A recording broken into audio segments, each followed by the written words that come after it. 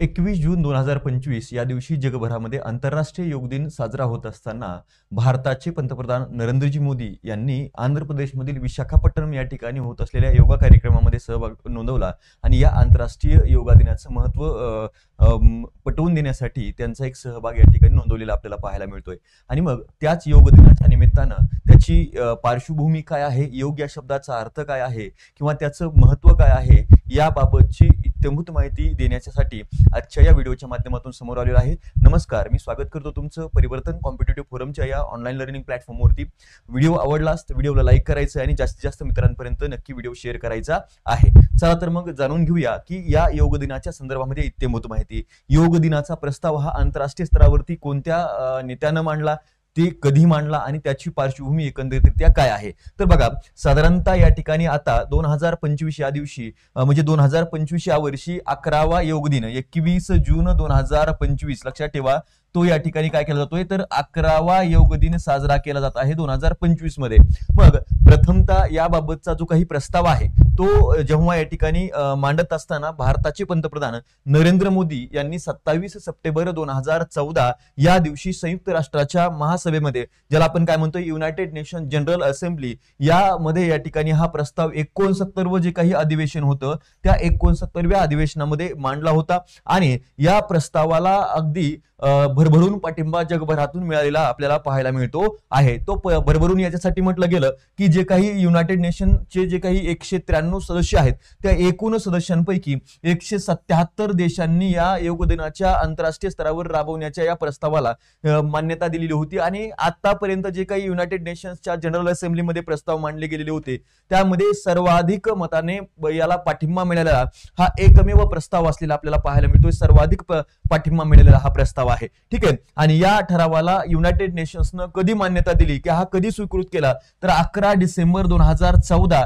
या दिवशी या ठिकाणी काय केलं गेलं तर याला आंतरराष्ट्रीय स्तरावर युनायटेड नेशन्सनं आंतरराष्ट्रीय योग दिन म्हणून साजरा करायला मान्यता दिलेली होती। आणि आता याच्यानंतर जर बघितलं मग पहिला आंतरराष्ट्रीय योग दिन हा कधी साजरा केला गेला तर लक्षात ठेवा 21 जून या दिवशी या ठिकाणी हा आंतरराष्ट्रीय योग दिन हा प्रथमतः आणि पहिल्यांदा साजरा केला गेलेला आपल्याला लक्षात येऊन जातो आहे। कारण 2014 नंतर डिसेंबर 2014 नंतर 21 जून, आता इथं गोष्ट लक्षात ठेवायची आहे की 21 जून याच दिवशी साधारणतः हा जो काही योग दिन आहे तो का साजरा केला जातोय तर याला दोन पद्धतीने या ठिकाणी महत्व आहे। एक तर लक्षात ठेवायचं भौगोलिक महत्व आहे, ठीक आहे, भौगोलिक महत्व आपल्याला पाहायला मिळतं। आणि दुसरं जर बघितलं तर याला सांस्कृतिक महत्व सुद्धा असलेलं आपल्याला या ठिकाणी महत्वाचं लक्षात घ्यायचं आहे। मग या दोन्ही या ठिकाणी महत्व काय आहे, कशा पद्धतीनं आहे तर प्रथमतः तुम्हाला भौगोलिक महत्व याचं सांगून देतो। 21 जून जर बघितला तर आपण पाहत असतो 21 जून हा उत्तर गोलार्धामधील काय आहे तर सर्वात मोठा दिवस या ठिकाणी पाहायला मिळतोय।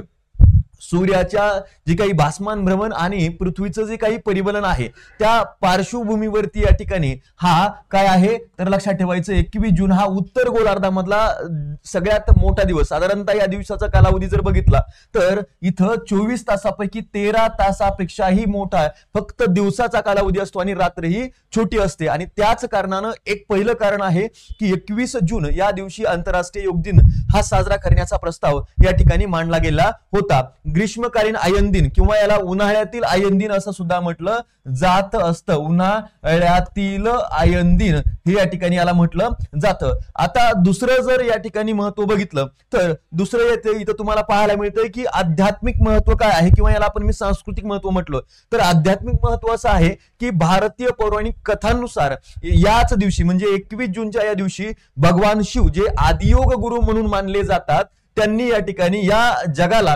योगाचं ज्ञान दिलं आणि म्हणून 21 जून हा जो दिवस आहे साधारणतः या ठिकाणी काय केलं जात आहे तर इथं आंतरराष्ट्रीय स्तरावरती योग दिन म्हणून साजरा करण्याचा प्रस्ताव भारताच्या माध्यमातून मांडला गेला होता। याचं हे या ठिकाणी दोन्ही पद्धतीनं महत्व आहे। आता इथं भौगोलिक महत्व पाहत असताना जेव्हा बघा पृथ्वीचा जो काही एकंदरीत मार्ग आहे, पृथ्वीचा मार्ग कसा आहे, लंबवर्तुळाकार मार्ग आहे आणि इथं जर बघितलं तर या ठिकाणी पृथ्वीचा ऍक्सिस जो आहे तो सूर्याकडे कललेला असतो। कधी तर लक्षात ठेवा उन्हाळ्याच्या भागामध्ये म्हणजे जूनच्या भागामध्ये या ठिकाणी जूनच्या कालावधीमध्ये हा जो काही सूर्य आहे तो उत्तर गोलार्धामध्ये असतो आणि उत्तर गोलार्धामध्ये दिवसामध्ये 24 तासापैकी दिवसाचा कालावधी हा जास्त असलेला आपल्याला पाहायला मिळत असतो. आणि मग म्हणूनच 21 जून हा दिवस काय केला गेलेला आहे तर या आंतरराष्ट्रीय योग दिनाचा साजरा दिन म्हणून या ठिकाणी निवडला गेला आपल्याला पाहायला मिळतोय. ठीक आहे, तर मग आता इथे जर बघितलं आंतरराष्ट्रीय योग दिनाचं उद्दिष्ट काय आहे तर ऑब्व्हियसली या ठिकाणी योगाच्या फायद्याविषयी जगभरामध्ये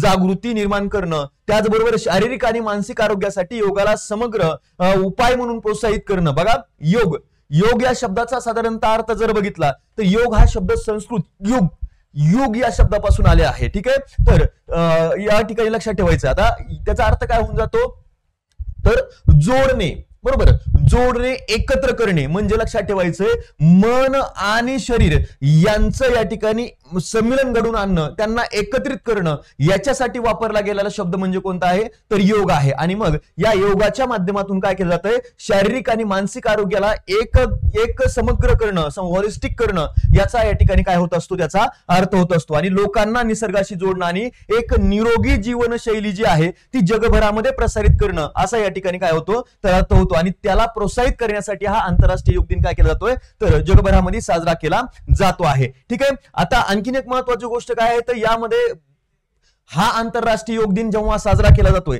तेव्हा भारत सरकार असेल किंवा वेगवेगळी राज्य सरकार असतील यांच्या माध्यमातून काय काय उपक्रम राबवले जातात तर लक्षात घ्या. या ठिकाणी इथं जर बघितलं प्रामुख्यानं भारतभरामध्ये किंवा जगभरामध्ये भारतामध्ये जेव्हा आंतरराष्ट्रीय योग दिन साजरा केला जातोय तेव्हा आयुष मंत्रालय जे आहे त्या आयुष मंत्रालयाच्या माध्यमातून या ठिकाणी नोडल एजन्सीची भूमिका इथं निभावली जात असते. आणि त्या आयुष मंत्रालयाच्या माध्यमातून जे काही इन्स्ट्रक्शन दिली जातील त्याच माध्यमातून या ठिकाणी त्याच प्रकारे भारतभरामध्ये हा योग दिन साजरा केला जात असतो. आता याच्यासाठी काय केलं गेलेलं आहे या आयुष मंत्रालयानं तर कॉमन योग प्रोटोकॉल हा प्रसिद्ध केलेला आहे. आणि या प्रोटोकॉल हा एक प्रकारचा अभ्यासक्रम आहे, योगाचा अभ्यासक्रम आहे. आणि या योगाच्या पार्श्वभूमीवरती योग दिन जो आहे जगभरामध्ये साजरा करत असताना या प्रोटोकॉल नुसारच तो साजरा केला गेला पाहिजे. म्हणजे एक प्रकारे आपण म्हणूया की तो अभ्यासक्रम योग कसे करायचे, त्याचे नियम काय आहेत हे सांगणारे नियम म्हणजे कॉमन योग प्रोटोकॉल आहे. तो कोणी तयार केलाय तर या आयुष मंत्रालयानं तयार केलेला आपल्याला पाहायला मिळतो. आणि त्या प्रोटोकॉल नुसार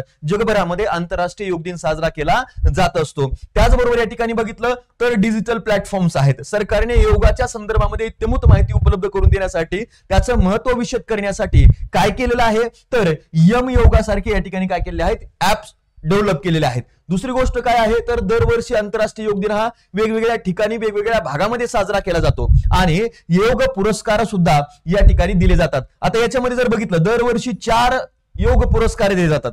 त्याच्यामध्ये 2 जे असतात ते आंतरराष्ट्रीय स्तरावरती दिले जातात. ठीक आहे, आंतरराष्ट्रीय स्तर, आणि 2 पुरस्कार जे आहेत ते राष्ट्रीय स्तरावरती या ठिकाणी दिले जातात. म्हणजे या योगासाठी, योगाच्या प्रसारासाठी, प्रचारासाठी ज्यांनी आयुष्य या ठिकाणी खर्ची घातलेला आहे अशा व्यक्तींना हे पुरस्कार जागतिक स्तरावरती जर काम असेल तर आंतरराष्ट्रीय पुरस्कार या ठिकाणी योगच्या संदर्भामध्ये दिले जातात. आणि राष्ट्रीय म्हणजे भारतभरामध्ये ज्यांनी काम केलेलं आहे त्या राष्ट्रीय स्तरावरील पुरस्कारासाठी ते 2 व्यक्ती इथं निवडले जातात. आणि या पुरस्कार विजेत्यांची जी काही घोषणा असते दरवर्षी 21 जून याच दिवशी म्हणजे आंतरराष्ट्रीय योग दिनाच्या दिवशी ही केली जात असते. हे सुद्धा तुम्हाला या निमित्तानं लक्षात ठेवायचंय. मग 2025चा जो काही योग दिन आहे तो साधारणतः मोदी साहेबांच्या माध्यमातून कुठं साजरा केला गेला किंवा कोणत्या ठिकाणच्या योग कार्यक्रमामध्ये मोदी साहेब हे सहभागी झालेले होते किंवा पंतप्रधान सहभागी झालेले होते तर आंध्र प्रदेशमधील विशाखापट्टणम या शहरामध्ये आंतरराष्ट्रीय योग दिनाच्या निमित्तानं योगाचं आयोजन करण्यात आलेलं होतं, योग कार्यक्रमाचं आयोजन करण्यात आलं होतं.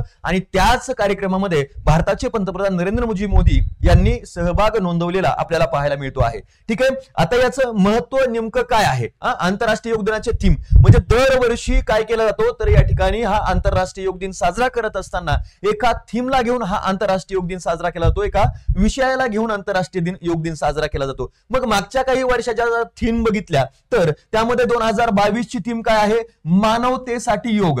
ठीक आहे, 2023 ची थीम काय होती वसुदैव कुटुंबकमसाठी योग. बरोबर, भारताची या ठिकाणी जी काही संस्कृती आहे ती जर बघितली तर ती काय आहे वसुदैव कुटुंबकम म्हणजे हे संपूर्ण विश्व एक कुटुंब आहे असं मानणारी ही संस्कृती आहे. आणि त्या संस्कृतीला प्रचलित करण्यासाठी योग या ठिकाणी इथं 2023 ची थीम घेतली गेली होती. मग मागच्या वर्षी म्हणजे 2024 ची थीम काय होती तर महिला सक्षमीकरणासाठी वुमन एम्पॉवरमेंटसाठी योग अशा प्रकारची ही थीम घेतली गेली होती. आणि 2025 जी काही थीम आहे ती एक पृथ्वी एक आरोग्यासाठी योग, बरोबर. म्हणजे संपूर्ण पृथ्वीचं जे काही आरोग्य आहे ते समान असेल, ते चांगलं असेल याच्यासाठी योग असं या ठिकाणी इथं थीम घेऊन 2025 हा योग दिन साजरा केला जात आहे, आंतरराष्ट्रीय योग दिन साजरा केला जातो आहे. हे प्रामुख्याने काय करता येईल तुम्हाला लक्षात ठेवता येईल. आता याचं महत्व काय आहे, एकतर आरोग्याच्या दृष्टिकोनातून महत्व आहेच आहे, बरोबर. दुसरं जर बघितलं तर भारतामध्ये याचं आपण डायरेक्टली या ठिकाणी काय करूया तर आर्थिक महत्व,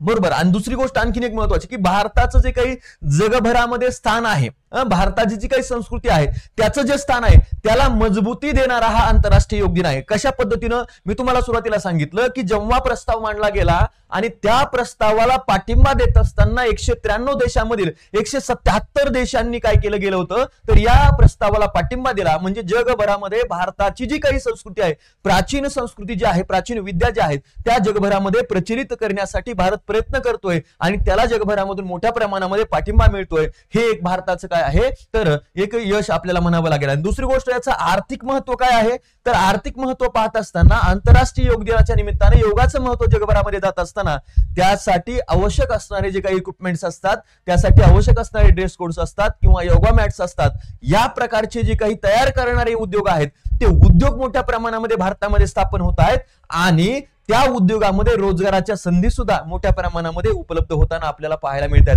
आणखीन काय आहे तर आरोग्य पर्यटनासारख्या ज्या संकल्पना आहेत त्यांचा विकास हा भारतामध्ये होतोय आणि त्या माध्यमातून सुद्धा भारताच्या गंगाजळीमध्ये फॉरेक्समध्ये काय होत आहे मोठ्या प्रमाणामध्ये भर पडतंय आणि भारतातील लोकांना इथं काय होतो आहे तर इथं रोजगार प्राप्त होतोय. जे लोक इथं भारतामध्ये योगाचं प्रशिक्षण देत आहेत, शिक्षण देत आहेत, त्यांना या माध्यमातून रोजगार उपलब्ध होतोय आणि हे सुद्धा या ठिकाणी काय आहे एक प्रकारे या आंतरराष्ट्रीय योग दिनाचं आर्थिक महत्व सुद्धा आपल्याला म्हणावं लागेल. म्हणजे आरोग्याच्या दृष्टिकोनातून महत्व आहे, भारताचं राजकीय म्हणजे जगभरामध्ये महत्व वाढवणं, संस्कृतीचा प्रसार करणं त्या दृष्टिकोनातून महत्व आहे. आणि तिसरं जर बघितलं तर या ठिकाणी आर्थिक महत्व तुम्हाला या पद्धतीनं पाहायला मिळतं. अशा प्रकारे भारतामध्येच नव्हे जगभरामध्ये साजरा केला जाणारा हा आंतरराष्ट्रीय योग दिन आणि त्याबाबतची ही माहिती तुम्हाला नक्की कशी वाटली हे कमेंट बॉक्समध्ये सांगायला विसरू नका. आणि चॅनलवरती नवीन असाल तर चॅनलला सबस्क्राईब करायला बिलकुल विसरू नका. Thank you so much. All the best.